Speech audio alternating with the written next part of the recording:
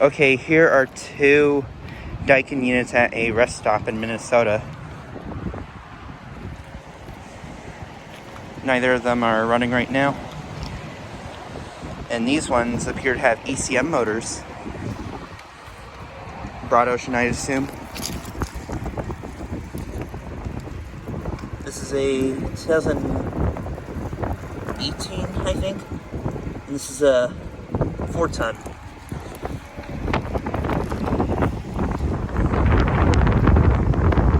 I assume it's got a Copeland scroll compressor and a blanket. And I guess this one's the same.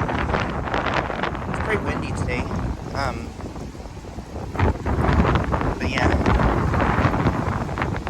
Decided to make a quick video of these units while we're stopped at this place to use the bathroom.